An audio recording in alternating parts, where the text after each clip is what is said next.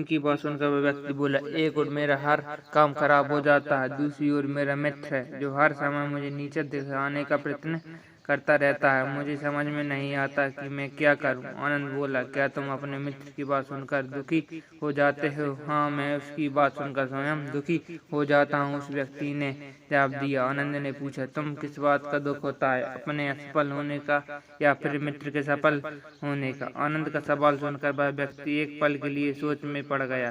फिर वह बोला, अगर सच कहूँ तो मुझे अपने असफल होने का उतना दुख नहीं होता जितना कि मित्र के सफल होने का होता है। अर्थात यदि तुम्हारा मित्र असफल हो जाए तुम्हें खुशी होगी? आनंद ने प्रश्न किया।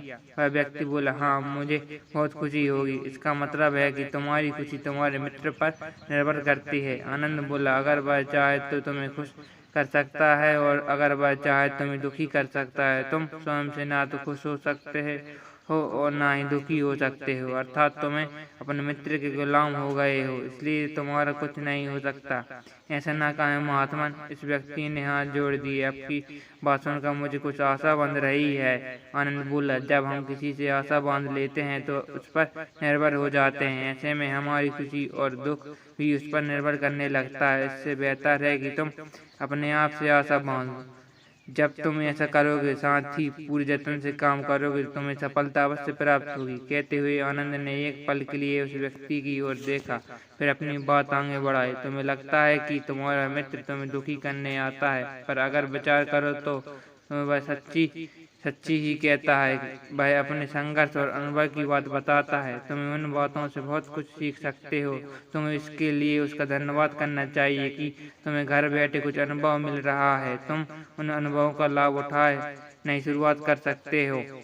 हार मत मानो, एक दिन तुम्हें सफलता अवश्य मिलेगी। आज तुम जिस अपना बुरा वक्त या बुरी किस्मत कह रहे हो, एक दिन वह बदल जाएगी। इसी के साथ तुम्हारे विचार भी बदल जाएंगे और देखना, जब तुम्हारा अच्छा वक्त शुरू होगा तब तुम्हारा मित्र भी तुम्हें अपनी सफलताओं की कहानी नहीं सुनाएगा। तब वह अपनी असफलताओं की बात बताएगा ताकि तुम उसकी बात सुनकर भ्रमित हो जाओ, तुम्हारा आत्मविश्वास हिल जाए और तुम गलत निर्णय ले लो।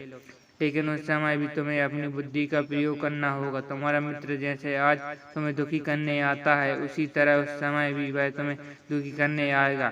क्योंकि जिस तरह उसे दुखी देखकर तुम्हें मजा आता है, उसी तरह उसे भी तुम्हें दुखी देखने में उतना ही मजा आता है। अब तुम लोग गलती से अगर नए हो तो सब्सक्राइब करो, वो जो लाल वाला बटन है उस पर अपने जीजा जी फेंक के मारो या फूफा जी, मुझे नहीं पता, बस क्लिक हो जाना चाहिए। अब मैं भी जा रहा हूं, मुझे मुठिया पेलने जाना है। बाय।